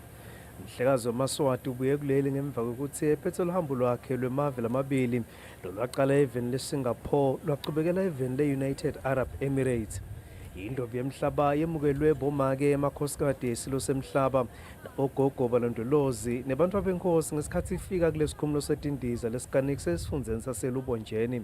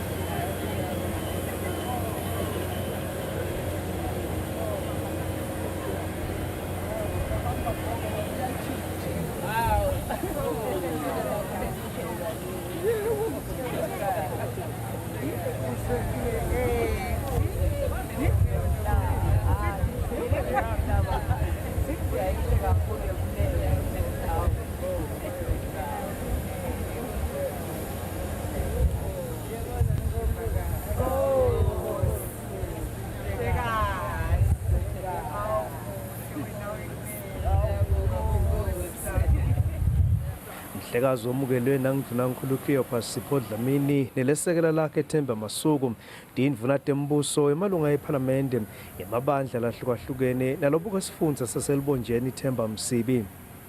Lubika kwethu Ndzabeni ngisandile Makhanya eKing Mswati the 3rd International Airport. Iphini ilandvunankulu Themba Masuku likhutsata abobabe kwekuthi babuyele endzaweni yabo baphile impilo lecotfwe emakhaya nasemimangweni kudeti tikulwane letitako titawufundza indlela yokuphila kubo. Iphini ilandvunankulu belikhuluma emphakatsini wasezulwini ngesikhatsi ilive likubhala usuku labobabe lolugujwa njalo mhla til-15 kulesetulu emhlabeni. Sisho sesiswati sithi lokudlula imadvodza kuyabikwa kungako bobabe nemajaha bahlangene lapha emphakathini wasezulwini kutobukusana ukuthi tingacatululwa kanjani tinkinga letibhekene nelive kanye nemhlaba wonke letifaka ekhatsi kuhlukubetana ngetebulili kanye nekunganakwa kwebamfana. Lo mhlangano wewekugubha lilanga labobabe emhlabeni lapho khona liphini landvunankulu Themba Masuku liyale bobabe kwekuthi baphile impilo lecotfo. Madoda ngithi ake sibuyele emuva asibambisane siphakamise umjeka welive uvakale nje sakhuluma namhla sisezulwini sasukuma singemadoda kungapheleli la emadoda akasukume emiphakathini esingayi sishiye abantwana emuva akakwehlule wetamile. Mgcineni Ndlangamandla lobukete kutalana itiko letempilo uchaza kabanti ngetinkinga letibhekene nabo babe. Bobabe ukhanza ukuthi abasibo bantu labakhuthalela ukusheshe bavele emtholampilo. Indvodza ikholelwa ekuthenini intintfo iyatilungisa noma ngathi lukhunukwane. Ibese ihlangana naleti inkinga ke lokhanza ukuthi tingetulu kufanele ngabe iyatemukela ukuthi angeke ngitende lutho. Lesikhulumela lapha ngetinkinga khanza ukuthi umuntu usenenkinga tekuvuka kwetintfupho. Yintfo lokhanza ukuthi lesinye isikhathi angeke utende lutho noma ungayintani ngeke ukhone kulapheka. Saphinde sakhuluma ngendzaba lokhanze ukuthi labanye banebulukhuni ukuthola abantwana. Ukhona lokhanze ukuthi kufuna sale semukela nje ukuthi angeke sikhone kuba nalomntwana. Bobabe lebekade bangenele lo mhlangano bethembisile ukuthi batawuphila impilo lesibonelo emangweni labaphila kuyo kanye naseveni. Edindzabeni Eswatini TV nginginelsi Ndlangamandla kunambongo wadube ezulwini. Liyovisi leliphini landvunankulu latisa abogogo nabomkhulu labatfola imbasha yabo mhlati nge-20 enyangeni ukuthi batawuphuta ukutfola imbasha yabo ngenxa yekukhinyabeteka kwemishina. Ngekusho kwamabhalane lomkhulu kulelitiko Melusi Masuku bonjinela basebenta amatima kulungisa lesimo ukuthi abantu labadzala bayitfole masinyane imali yabo. Masuku ucela abantu labadzala babeketelele kantsi ke bagcolisa kakhulu kuwo konke ukukhinyabeteka lokungaba khona. Umphathi wesifundza sakaHhohho uMfanenkosi Itsandzile sewemukele bobabe tikhulu besifundza sakaHhohho labasanza kwethulwa emphakathi. Akhuluma ehhotela le-Hilton Garden Inn eMbabane, uMfanenkosi ukhutsate tikhulu kwekuthi ticinisekise kwekuthi tibeka inhlalakahle yesive embili tiphindze tihloniphe emakhosi elive. Kwekucala nje sicela kweKhuzali bayethe kwekuthi inkosi isivusele bobabe lala bese kubonakala khona ukuthi tindzawo tiyaceka. Sibonge kakhulu engwenyameni ngoba vele bekungasebenteki kahle ningekho bekunene. Silihhovisi ke sitoti letter kini kwekuthi lihhovisi lemphathi sifundza lihhovisi lenu bobabe. Esipiki likhona lihhovisi nalambabane likhona lihhovisi solo lenu. Sibonga ke bonke kwekuthi senikhona la. Siyacela kwekuthi njengoba nifika ehhovisi bobabe nebantu abenkosi nisonzele kulabo babe labadzala lesevele bayihambile lenzima ngoba kuthiwa indlela ibutwa kulabasembili. Nibasonzelele bekunene khona into ucathadelana kwekuthi uma kunjena kuhamba njani. Nekwekuthi nani siyati ukuthi emakhaya nemakhaya la nisuke khona kwahlalwa phansi endlini kagogo nakhulunyiswa nibobabe ukuthi umuntu kumele atiphathe njani. Siyakubonga lokho nathi siyakugcizelela bonkosi ukuthi lesive lethi inkosi siphatheni sibukeni lengephandle naso nisibuke kahle naso sive siniphathe kahle sati ukuthi nilengephandle nje nibukele yona ingwenyama. Sebatongolongwane letisihlanu bomake lasebasitakele ngaphansi kweluhlelo lokuthuthukisa abosomabhizinisi laba bomake lolucala eminyakeni lophelile loluchutshwa liwe leShayina silenge seTaiwan ngaphansi kwesikolwa seTaiwan Technical Mission. Umcondzisi wetemabhizinisi kuleli Mluleki Dlamini uvete lokhu ngesikhathi lesikolwa sihlangene netinhlangothi letitsintekako ihhotela le-Mountain View eMbabane kubuka kwekuthi sisebenze kanjani kulomnyaka. A capacity building project for microfinance focusing on grassroots women in Eswatini. La kuyi project khona la ifocus kulabo makela basemakhaya kakhulu abasebenti emabhizinisi emaphandleni nabathengisa boma ice nani businesses. So sibasita ngokuthi siba capacitate ngokuthi sibabitele codec college letekubanjiswana la khona sifike sibafundise khona ngemabhizinisi la kufaka ekhathi khona bo costing and pricing ukuthi njengoba asene business uprice kanjani ukuze nokuthi siphinze sibabitele ukuthi for example labase handicrafts sibabitela sibafundise ngala ma products la kahle hayi ma products leba abantu lasebajwayele so that batothola timakethe letingaphandle. Umcondzisi wetemabhizinisi Mluleki Dlamini uthi lolu hlelo selisite bosomabhizinisi labaningi kakhulu beTaiwan vele solo sibambisene nabo solo lo msebenzi waqala nga 2021 kusho ukuthi nje bomake nje lesebatrainiwe ba about 5000 sibonile kwakheka inhlangano about 30 wetinhlangano letakhekile sesiyabona ke lokuthi njenyalo lokuthi sebacitse le phase ekuqala le capacity building sesitawungena ke kule phase ukuthi sebayakhona ke nokuthi babasite bangabahlanga bedingeta imali tekuchubeka la kula business abo. I-Taiwan Technical Mission ithi tawuchubeka yena isiqiniseko sekuthi bayakhula bosomabhizinisi labancane labatfola lisito ngaphansi kwalolu hlelo. Etindzabeni Eswatini TV kubika Nelsiwendla ngamandla kunambongwa Dube eMbabane. Inhlangano yabantu labanesimo se-autism kuleli seyethule lucwaningo lohlolisise lesimo esifundeni saselubonjeni. Umcondzisi walenhlangano Trifina Mvubu uthi kutfolakale ukuthi abantu labanalesimo bali-16 ekhulwini 16% kulesifundza sonke. Mvubu uthi lolu cwaningo luvete ukuthi bantfwana labanalesimo abakhoni ukuchubeka ngendlela lebhekekile etifundweni tabo. Inhlangano yebantfu labanesimo se-autism seyetfule ngalokusemtsetfweni umbiko wekuhlolisisa lesimo esifundeni saselibonjeni. Umcondzisi walenhlangano Trifina Mvubu uchaza ngaloko labakutfolile. Bantfwana labane autism bayaya esikolweni labanye nakwentekile baya but badropa ka standard 1 as their highest grade. Kwaphinze kwatholakala ke neko ukuthi kubantfu labanengi lukhona lo luvo loluthi asibafundi vele etikolweni tethu asibafundi vele emaklasini bathi asilimatela abamfana vele ababe isolated so kwabalikhunyana kakhulu nako lesakuthola. Ngingacela vele ukuthi sibambisane nahulumende sichubeke sibambisane njengoba bazaba kusisekela sibambisana onke emaswati nebatali basukumele letimoto labantwana nyalo lokho ababhlungu kakhulu kwabangiloko ukuthi incumbi yalabantwana batfolakala sebabadzala umfana lone autism akufuneka azafike ku10 years angaka attend ngiko sicela lokumtfola at least anakusukela ku2 years kuyale kubo 5 years nase sekungetulu lapho waze wafika ku10 lengcondo seyikhule ngalokuphelele ukuthi kusekhona umehluko longanani lotawuwenda so sitawusukuma ke njengenhlangano kwetamakhutsa ta emaswati ukuthi siyabacela abamfana ukuthi basheshe batfolakale nakukhona nje umtali la kangakuboni kahle ekukhuleni kwemntwana ngoba physical basuke bakhula kahle but letento takhe natingalingani nale minyaka yakhe ufuna umtali asithinze inhlangano sitokhona kubona ukuthi sibambisana kanjani. Lenhlangano iphindze yasukumisa ngalokusemtsetfweni umsebenzi weluhambo i-Autism Challenge Walk lehlose kucokelela lusito loludzingwe ngulenhlangano lebheke ukuthi ibanjwe ngenyanga yamabasa eminyakeni lophelile. Etindzabeni kubika Sondomlangeni eMbabane. Losabambe kuba ngumcondzisi wenhlangano yabantu labanesifo sekuwadambuza njanjali sewukhutsate sive ukuthi sewusebentise umshini wokuhlola sifo sokuwa lesowukhona lapha eveni njanjalo uthi umkhuba wokuthathela phansi lesifo ekakhulu kubantwana kufanele sale uphela. Bekakhuluma ngesikhathi bafundzisa abagcugcuteli kanye nabothishela basendzaweni yakumaphungwane. Inhlangano yebantfu labanesifo sekuwa iyachubeka nemkhankaso wayo wekufundzisa ngalesifo kanjalo ke nekuhlobana kwaso nesimo se-autism.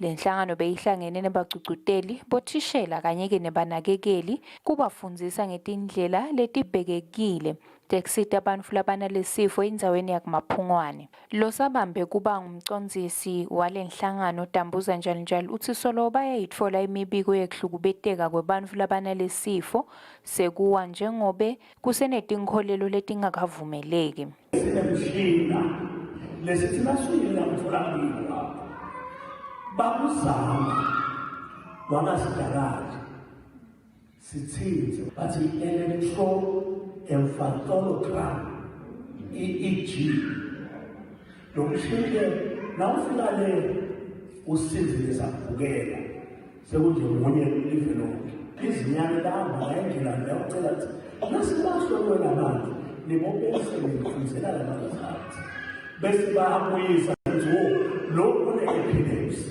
lengalihlobo lalo nalo uhlobo lwaphilisi lolungamsinda. Njalo uphinze wanxusa kakhulu Sive kuthi siwusebenzise umshini wekuhlola lesifo lo walandva sibonza salenhlangano elizinyane umfana Nkosipanzile eveni leNgilandi. Etindzabeni kubika sondomlangeni titfombe titfolakala kulenhlangano. Live leSwatini liyachubeka nokufaka emandla ekuqinisekiseni ukuthi ligciwane le-HIV liyancotshwa ngekuthi amaswati abe mcimvu munye kulendzaba. Emsombuluko inhlangano lebuketa indzaba talegciwane eveni nurture beyihlangene nelhovisi lemhlolimabhuku kahulumende lapho bekukhanyiswa khona likhandlela lokukhumbula labasishiye emhlabeni ngesifo se-AIDS kanye nalabasebenta kulwana leligciwane le-HIV.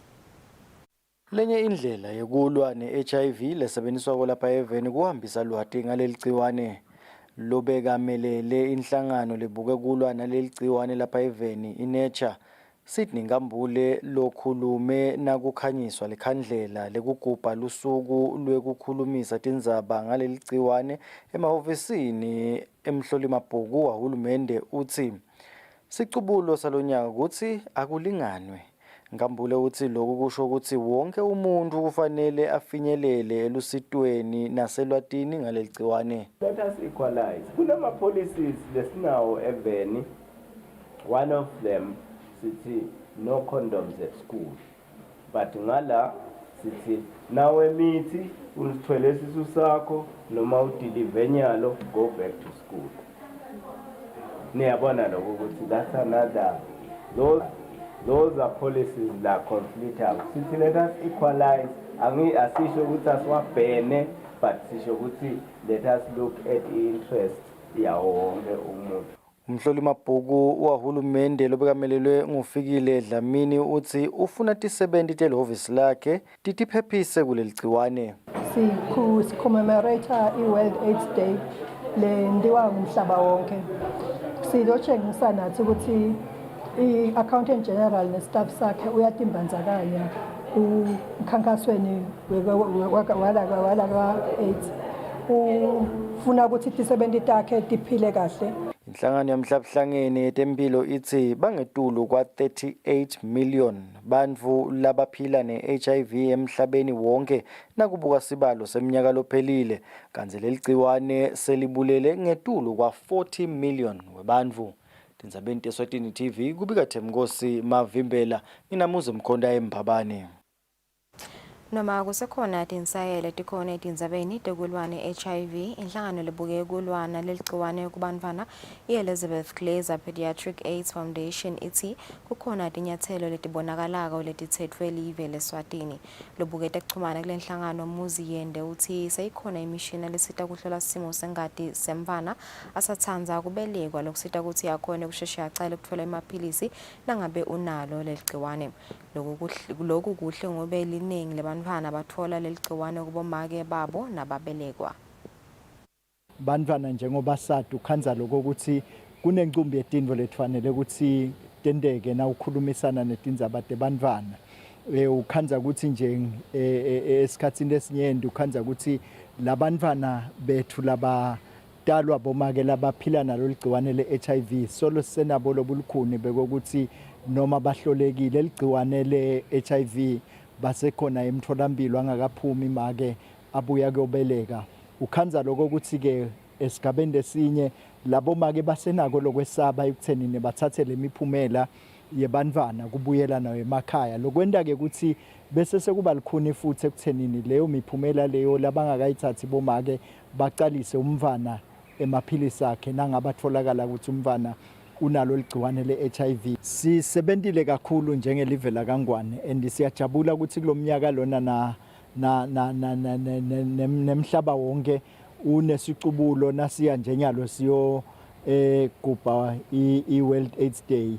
Kunesicubulo la khona sithi inequalities lokusho ukuthi sibuke kungalingani njengelive laKangwane ke sithi sibuka lokho njengemaswati ke sithi kuze sikhone kufika lapho kufanele sifike khona kunesizathu kunetinto letinye lekufanele ukuthi sitende kahle njengemaswati lokufaka ekhathi ukuthi live laKangwane seliwafakile imishina lekhona imitholambilo lapho khona ama maternity wards sewukhanza ukuthi bomake laba phila nalo ligciwane le-HIV nakaphuma acedza kubeleka umntfwana vele sewuyahlolwa ligciwane le-HIV lesikubala ke njenge mileage noma i-milestone lenkulu kakhulu even laKangwane. Libandla leluhlolo kuleli lithi kulandzela kuchubekiselwa imbili kwemaphepha latsite evikini leliphelile lelibandla latisa tonke tikolo kanye nebafundzi lababhalako ukuthi luhlalo lusha lokubhalwa kwama-exams likhona. Ngekusho komchumanisi walelibandla nesive ehlengiwe Ndlovu loluhlalo lusha lokubhalwa koluhlolo lungatholakala ku www.examscouncil.org.sz. Imalunga eParliament yathi yawesekela umcondvo yokuthi itimvoti kutigceba temantfombatana nakasemfuleni titfolakale kamelula. Ngekusho kwasihlalo welibandla lelibuke kusebenta kwelitiko letemphilo uMduduzi Dlamini live kufanele lethekele lwati lokususa umthelo emaveni lese ende kuti kubete umthelo nakuthengwa letimvo tekutigceba temantfombatana. Dlamini bekakhuluma emhlanganweni wokukhulumisa tindzaba tekuhloba temantfombatana. Ngemuva kokukoleka imivo yemantfombatana lasemancane mayelana nokutfolakala kalukhuni kwetinfo tetigceba kwemantfombatana, inhlangano lebuke tindzaba tekukhula kwemantfombatana i-Safe AIDS ihlanganise imalunga eParliamente lapho bekubukiswana ukuthi yini indzima lengadlalwa ngiletishamtsetfo. Sihlalo welibandla lelibuke kusebenta kwelitiko letemphilo endlini yabayesikhulu Mduduzi Dlamini uthi bangemalunga eParliamente bayakwesekela lokuthi ama-sanitary pads atfolakale kalula eveni. Bashilo ke inkosi yami ukuthi khalela kwekuthi kwekucala nje amane kutholakale kube accessible to anyone njengoba kwenteka na ungena endlini lencane uthola ema condom na uya endlini lencane uthola itissue khona wonke umuntu ngoba lokho akatikhethele. Lobuke tekukhula etiko letemphilo Zandile Masangane uthi litiko solwali ikhutsati indzaba yekusetshenziswa kwema-reusable sanitary pads. Sitema standards ekubuka ukuthi cha liwasheke kahle emagciwane onke afile. Mandisa Machakatha umcondzisi wenhlangano we-Safe AIDS uthi letinye tinhlangano evekatini le-Afrika setincome ukuthi tinfo tetigceba temantfombatana tingaduli kakhulu. Athi in the future SADC utayikhipha imodel lefana njengase East Africa lethi vele kuya encourage ukuthi mave agcina isusile le tax. Kodwa lokho akusho ukuthi kumele sesime ukuthi sive ngaSADC invo siyibona ukuthi iyas-affecta silive. Live leNingizimu Afrika, live leKenya kanye nelive leMalawi sekawususile umthelo kuletinfo tetigceba kwemantfombatana. Etindzabeni kubika Sonto Mlangeni naThemba Shabangu kaManzini. Njengoba libhange leSwatini Bank lathembisa ukuthi litawubambisa inhlangano yeSicalisa Foundation ngekwakhela abantu labadzingile tindlu letilishumi-2, lelibhange sevele licalile kuwenta lomsebenzi njengoba ngemsombuluko inhlangano yeSicalisa Foundation ngekubanjiswa nguleli bhange isukumise kwakhiwa kwendlu yawelile Ndwandwe kanye nemnakabo Mancoba Ndwandwe endzaweni yasekudzeni ngaphansi kwenkhundla yaselutselutse. Nhlanhla Dlamini lokhulumela lenhlangano uthi lenhlangano itimisele kwenta siciniseko sekuthi bantfu labadzala balala etindlini letiphephile. Ngenhloso yekusita emaswati lanetidzingo tetindlu inhlangano yeSicalisa Foundation ngekubanjiswa libhange leSwatini Bank lisukumise kwakhiwa kwendlu yemndeni wakandwandwe emakamelo lamabili endzaweni yasekudzeni ngaphansi kwenkhundla yaselutselutse. Akhulumela inhlangano yeSicalisa Foundation Nhlanhla Dlamini uthi lena yindlu yebamfana lababili labahlala bodvwana ekhaya kulandzela ukuthi batali babo bashiya emhlabeni. Lokhu ke kwase kuba nemthelela wekuthi boMancoba Ndwandwe kanye natsatse wakhe uwelile Ndwandwe bangasachubeki nesikolo. Singabahlanganisi because sibakhokha lapho bahlangene khona. Bese lo sakha ema one room. nakhona kwakhoyiwa ngekubuka lesidzingo ke lesilana namuhla sibita ukuthi sakhe le 2 room. Libhange i-Eswatini Bank lisekele lo msebenzi ngemali lengetulu kwetinkhulungwane letingamashumi temalangeni. Lokhu ke kuvakele ngalokhulumele lelibhange Zanele Dlamini. Beke babambane bangumndeni bachubeke basitane. Siyakholwa lokuthi lo msebenzi lewentu bako namuhla utawuthi gucula impilo tabo. Silibhange lesive, silibhange leMaswati kuloko lokulesikhona kukhicita nathi siyakhona sibambise eMaswati ngendlela ehlukahlukene. Mancoba Ndwandwe atibongela uthi bekathi balala ebaleni balala kamedimana dzatso wakhe nayelo nemvana njengoba bebalala bonke endlini emathayela lelikamelo linye. Kumatima sisi kangaka kube nalina nje emathayeleni anithi emathayela lesilala kiwo. Banganyilanga nje ukhona la ngekhona ngalala ngedwa la ekhaya ngase nalina ebusuku ngavuka ngayolala kamakhelwane. Libhange leSwatini livetile phambilini ukuthi litawuchubeka nekubambisana nalenhlangano yokwakheleni isive lesizingile tindlu kute kube minyaka lemithathu letako. Umbiko uhlanganiswe ngithembelihle Magutshwa ekudzeni. Lihhovisi laka microprojects elisekele kulungiswa kwelitibhi letinkhomo eMbotoma enkundleni yaseKhanyeni ngemali letinkhulungwane letingemakhulu amathathu nelishumi 310,000 emalangeni. Lelitibhi lakhiwa ngeminyaka wa 1961 kanti yalisekwa esimeni esikahle. Lisekelela lobo kwetekuxhumana ka microproject kethiwe simelane uvetile kwekuthi lesikhwama sitimisele kufeza umgomo waso lokhulumisa indzaba yekusekela imimango lesemaphandleni kude itithuthukise. Ucopho wasekuKhanyeni Mfanzile Dlamini uthumise umsebenzi lowentiwa ngumicroproject kule nkundla.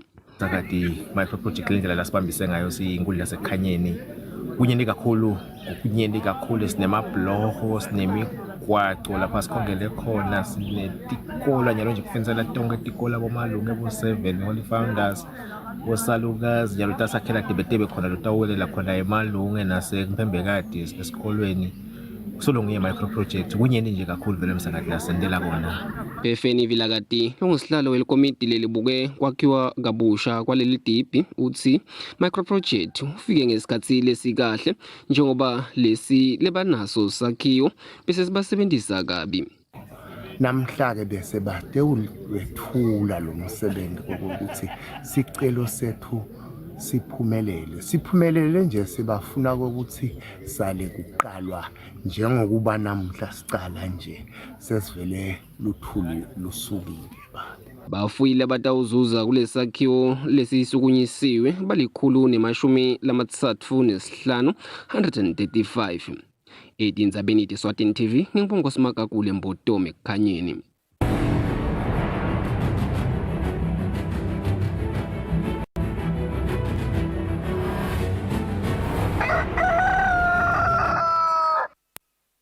Kwezemidlalo kulembela somvo lesiya kuyo kubheke ukuthi onke ema-leagues emidlalo yebhola letinyawo langephansi kwesifundza saseshiselweni yaqale ukudlala imidlalo yawo kuto tonke tigotsi letingaphansi kwalesifundza. Sihlalo wenhlangano lengamele ukudlalisa umdlalo webhola khona esifundzeni saseshiselweni Bhekani Khumalo uthi bakubone kufanele ukuthi bahlangane nemakomiti labuke ukudlalisa ibhola kulesifundza ngaphambi kokuthi kucale yona lemidlalo. Executive committees lama CCs wonke letigotsi eting19 titoniketa lwati lokuthi kule season kubhekekene kubo befike bonke ke tingoni lesigcizelele kuto tibeti nzathu yokuqala kube yebuholi lesingathi phecelezi leadership besicela consultancy itosiniketa lwati kabanti ngetebuholi in football general. Yesibili ingoni lesiyikhavile kube ingoni yaka budgeting kulanza lokuthi phela vele konke into sitenda ngebudget kumele kunetindleko letiba khona ikhaviwe ke na indlela ka budgeting yetifundza. Yesithathu ke ingoni lebaluleke kakhulu kuyona ibe indzaba yaka ama statutes and regulations elibhola lenawo ke masisize aniketiwe ukuthi wona hamba efike ephi kubhekekene kuwo. Likhethelo lesive lemidlalo we-cricket lisalungiselela imidlalo yokuhlungela indebe yemhlaba yeminyaka 2024 lotobanjulwa eveni lasemelika. Kule mpelasomvo lidlala umdlalo webungani kanye nenhlanganisela yabadlali lababuya kumaqembu akuleli. Delisa Malinga locecesha lelikhethelo kanye nakapteni walelikhethelo Melusi Makakula uthi sabalungele ukuthi bangayidlalela le midlalo. There's always isikhathi ukuthi unga-improve lapha nalapha kodwa ke ngicabanga ukuthi seyi-ready ukuthi seyingahamba iyomelela live looking kule standard lesikiso nabola labanye lesiyodlala nabo labakiso le standard sitawucompete nje impela iminyaka enophelile asendanga kahle and tinfo lestilungisile ke leto ke kakhulu cishe ke i-team nyalo nje le i-good kakhulu kunana i-team lesayihambisa kulo mnyaka lophelile. Still, I was unfortunate to miss out on probably top 3 top wicket takers this year. I'm not only promising or a top wicket taker in the country, I want the top wicket taker in the tournament. Azikele imidlalo yokuhlungela lenzebe yemhlaba itodlalelwa eveni laseRwanda kusukela mhla ka-1 ngenyanga letako. Setephetha ngaleto temidlalo tindzaba David Espili asiphathele temakethe nasibuya sita ukukhulumisana na EU ambassador asenishina simo setulo.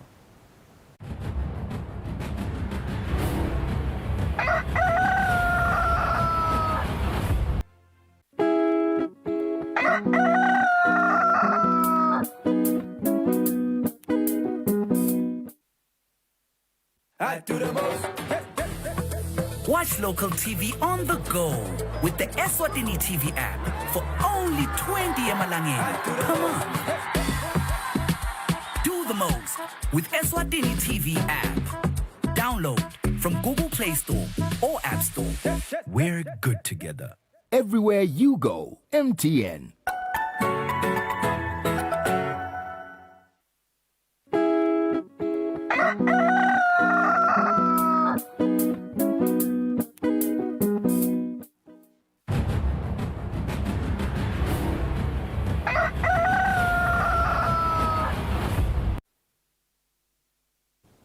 Welcome back and thank you for staying with us. Now, on the 10th of November 2022, the European Union announced that it will provide 32 million euros, which is approximately 575 million in Malangeni. This funding is for the period from 2021 up until 2024 for the development projects in the Kingdom of Eswatini. This European Union funding will focus on the priority area of human development and social inclusion with the goal of assisting the youth of Eswatini. Now let's discuss this development now further with the representative ambassador of the European Union in Eswatini, Ms. Desislava Shumelova. Ms. Shumelova, thank you very much indeed for joining us this morning. Good morning. Kusile, good morning. Oh, I'm impressed. You can say Kusile. I can say a couple of words. Can you say Unjani? Unjani. Ngiyaphila, unjani wena? Ngiyaphila nyama. Awesome. Now let's just get straight into it. You very well put it clear in your press release that this funding seeks to empower the youth. We have also seen the European Union this year adopting a policy framework called the Youth Action Plan. 1, is it a coincidence? And 2, why the youth in particular are you targeting with this funding?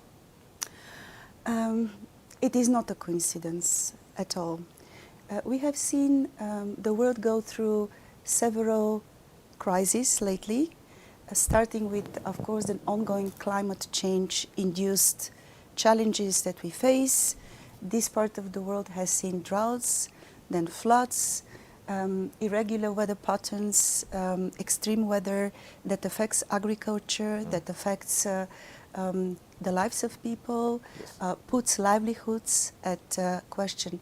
And then on top of it, we had COVID, which had serious disruptive effects on the economy, on the society, on schooling, on the ability of children to continue with their education. More recently, the country is affected by civil unrest.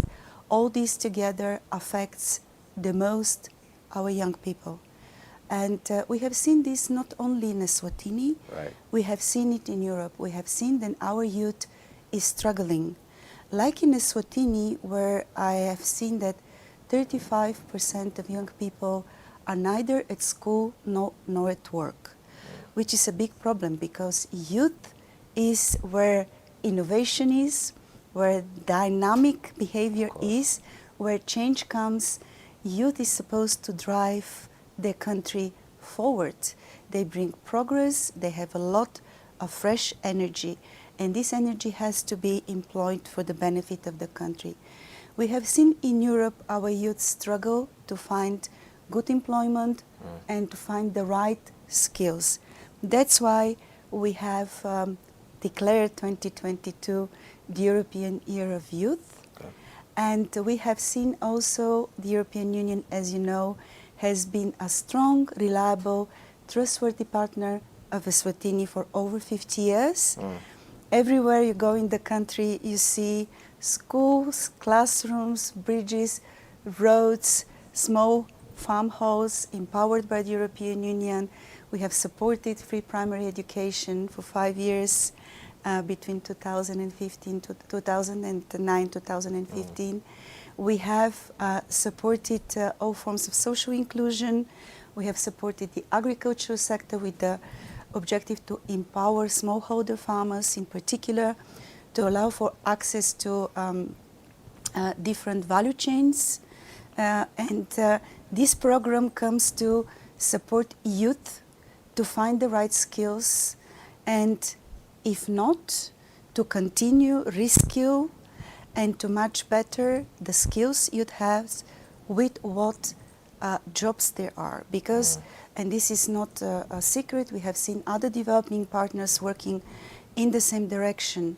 The issue of unemployed youth, more than 55%, according to the latest data available, are unemployed. Yes. Of the ones employed, a big percentage are in grey economy and in precarious, informal jobs. Right. So they don't have the normal security of employment, they don't have social benefits, they live in constant uncertainty. And this affects their well-being, this affects also mental health. So the program addresses all these issues, from making sure that young people would acquire market-relevant, market-driven skills, to looking at the capacity of technical vocational training institutions to provide these skills, trying to involve the private sector, because the private sector, through internships, through scholarships, through some schemes for traineeships, can support youth a lot and guide them, and this is a win-win scheme. Yeah. And then also we look at issues such as mental health, because of course when a young person, you want to work, you have a good diploma but you stay at home, or you have skills that the market does not need, this leads to serious mental issues as well. So we have to support mental health and social inclusion. Of course. So in short, no coincidence. Yeah. It is all linked. And the program that you mentioned, which is the Youth Action Plan in European Union External Action, we have involved youth in policy making in the European Union, and we would like to reach out and support youth in our partner countries, including Africa, including Eswatini in particular, to engage, to connect with each other, and to be empowered with the right knowledge and skills to contribute to society. And it is comforting, I must say, it is comforting, so to speak, to learn that the plight of youth unemployment is not just, exclusive to Eswatini. We don't exist in a vacuum. It is a global plight.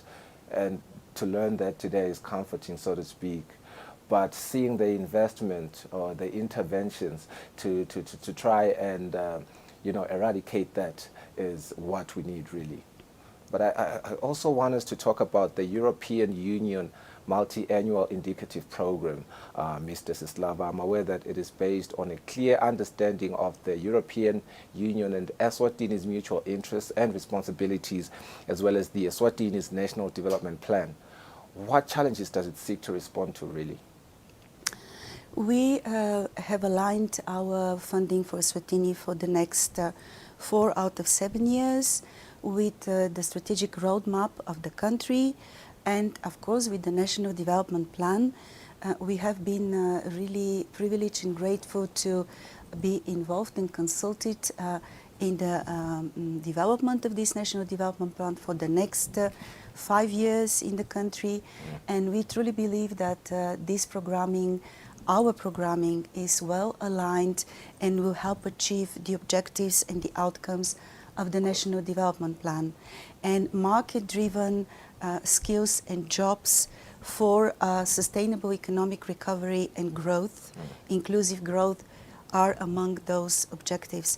So we fully share, and we are very much thinking along the same lines, addressing the big issue of young unemployment. And it's not only unemployment, right, it's unemployability. This is what we touched upon earlier. Yeah. It is young people with their diplomas having invested in their education, sitting at home without jobs because they don't have the skills that the market looks for. And this is one barrier. The other barrier that also youth in Europe has very often is the entry into the labor market. Because very often when their job advertisement, people want 3 years of experience, 5 years of experience. So if the private sector, which is the biggest driver of job creation, and I like to say that private sector very often creates the jobs that young people like. Yes. These are the digital jobs, the jobs in technology, the jobs in entertainment, the jobs in creative industries, which are appealing to young people. Usually this is driven by the private sector. They create important, interesting, gainful jobs, and the private sector needs to play its role. So we need to work to remove these barriers to entry to the labor market. On the other hand, the ones that prefer to run their own business, and I have seen recently we launched a job support center in Matsapa. There was a panel of young people, so 9 out of 10 wanted to start their own jobs. So there is this very healthy spirit of entrepreneurship, but needs need to be supported with management skills, with finance skills, with the skills to keep developing their product, their value chain, their business, and their young people need support. And you speak quite very eloquently and very much correct, if I must say, with regards to how much the private sector could help the youth in terms of job creation. I'm reminded on the 12th of October we had what is called a private sector diagnostic in Eswatini, and you know, they were emphasizing the need for digital reforms in Eswatini and how it could, you know, help the private sector as well as the youth. I just want to hear from your personal experience being in Eswatini. How much is the gap with regards to digital reforms or digitization, so to speak? Well, every country faces a gap and a challenge because, you know, you're much younger than me. But when I was at university, the internet was a new thing. And now we cannot imagine our lives without being connected all the time. So with this comes a host of challenges.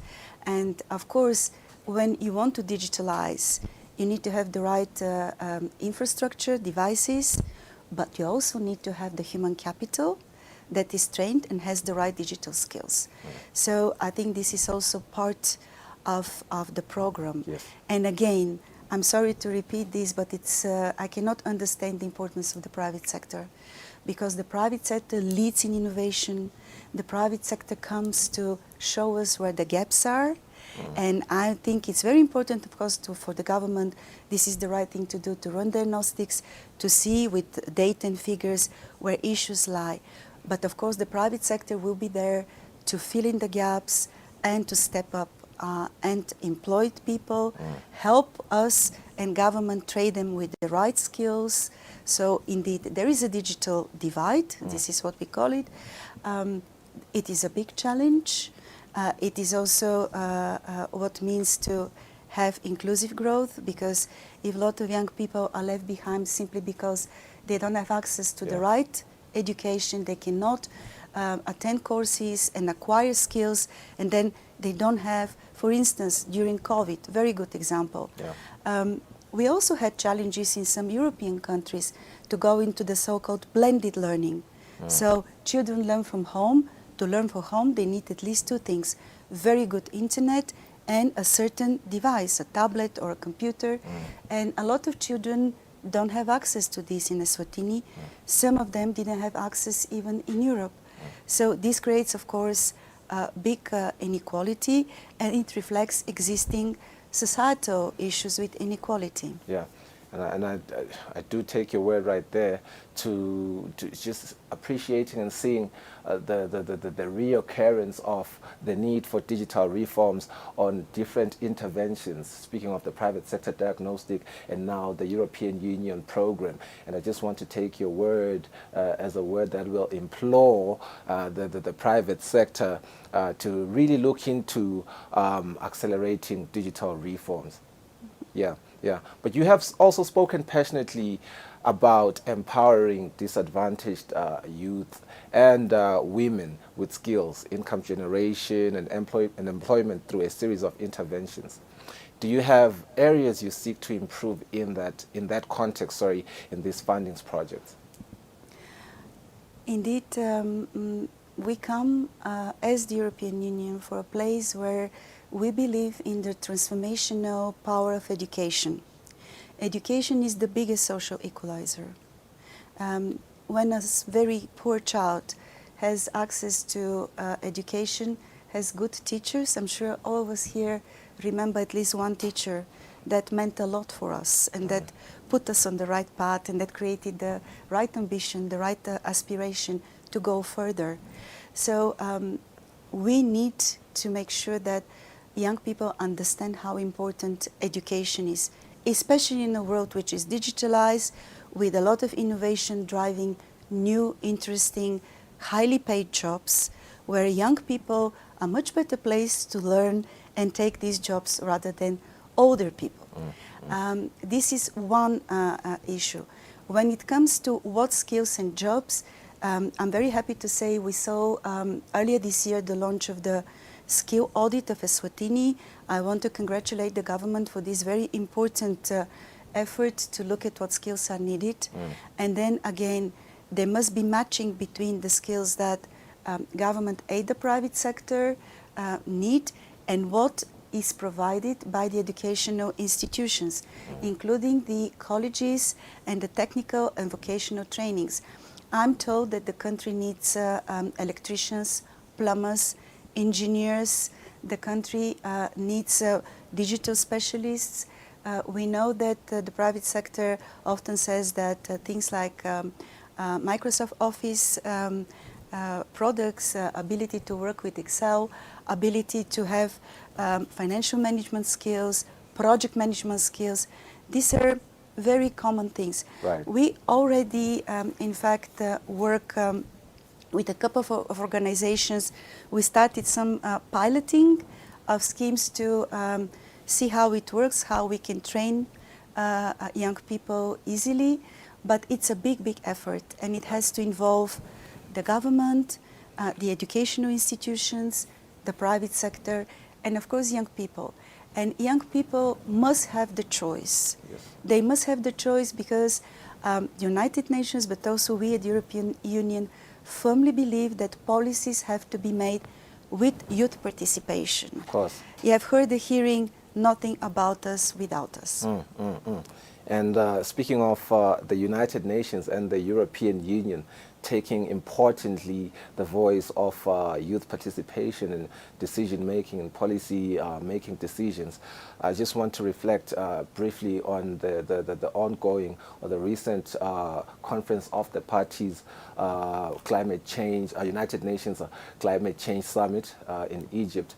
They have also emphasized the need, or rather the importance of the youth participation in the climate change decision makings. Right. You are also, I believe, I think when I read the EU 2022, you said it's the year of the youth, right? And it says it provides a platform for the young generation to make its voice heard on how to build a better future that is greener, inclusive, and digital. I just want us to focus on the greener aspect right now in reflection to COP27. How important is the voice of the youth in that regard? It is crucial, not only because, as I said, young people usually are a source of bright, new, brave ideas, and fighting climate change, which is a real existential menace and threat to humanity and to the planet, is an area where we need a lot of innovation, technological innovation, yes, financial innovation. Usually young people and small businesses are at the forefront of innovation. This is one reason, but the other, I think, compelling reason is, of course, it is their future. It is their planet. What is going to hit us, it's already very much present, and we see the devastating impacts of climate change and environmental degradation and loss of biodiversity, by the way, which is equally important, and your country has amazing biodiversity. So I was very happy to see about youth participation. The youth organizations in the country, the Climate Coalition, the many youth organizations that we have teamed up with some of them to work to first educate people about climate change, to educate people about the need to preserve biodiversity, to keep nature, to think about energy efficiency, and together to commit themselves to reduce their carbon footprint and also to raise awareness in society, because young people will inherit planet Earth from us. Of course. We owe them a better future. Of course, of course. And I just want to credit the Ministry of Tourism and Environmental Affairs there. I just spoke on how much we have great biodiversity, just seeing how much they are committed to making sure that we preserve the environment has been beautiful, especially in the year 2022. Now, Ms. Desislava, perhaps as a parting question to our great interview today, I'm well aware that this funding is set to run for a period between 2021 to 2024, and just focusing on the European Union's theme for the following year, which is European Year of Skills. How does it fit with the new EU program in Eswatini, which is set to run from 2021 to 2024? It fits perfectly, and it shows again that the challenges we see in Eswatini with youth employment and employability, we have these challenges in Europe. And as I said, in Europe we really believe in the transformative role of education. And also we have seen that jobs change. Jobs nowadays are not what they were 20, 30 years ago. So we believe in something called lifelong learning, meaning reskilling, upskilling. Very often, because of climate change, you know, we had to close many coal mines in Europe. So the miners needed to be retrained and reskilled. There was a lot of support for that in the so-called just transition to greener energy sources. And in next door South Africa, the European Union, together with some other countries, is supporting strongly South Africa in their own just transition efforts.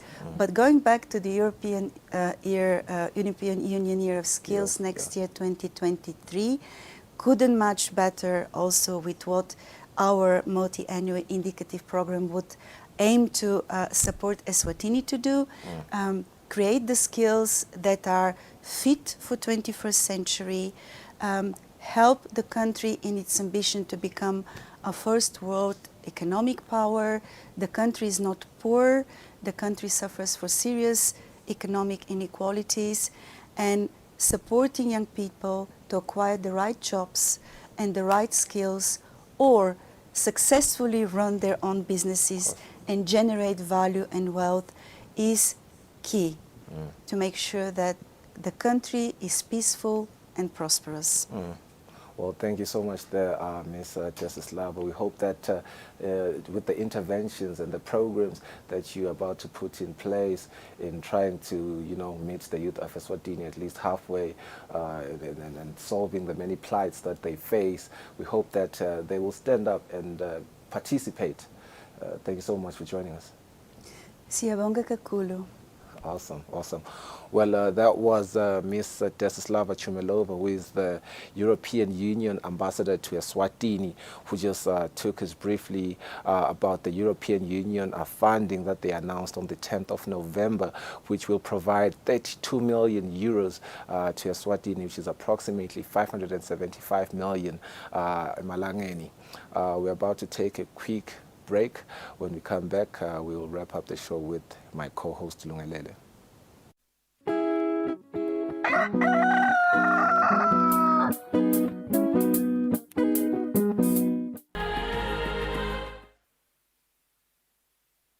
I do the most. Watch local TV on the go with the Eswatini TV app for only 20 emalangeni. Come on.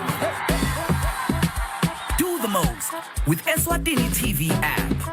Download from Google Play Store or App Store. We're good together. Everywhere you go, MTN.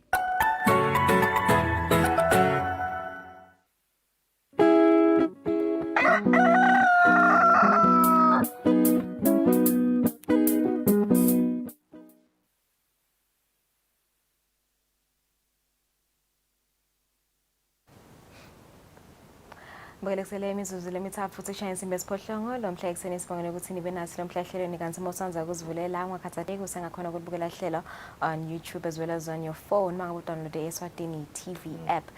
Selo ke imidlalo solo iyachubeka njengoba nitawukhumbula ukuthi Eswatini TV iya broadcaster some of lama games ladlala kona namuhla ke bakudlala namuhla nje ukuthi France ne Australia nga 9 p.m. will be live on Eswatini TV. Kutsata nje ukuthi sive samaswati sibukele France versus Australia. It's going to be an interesting game.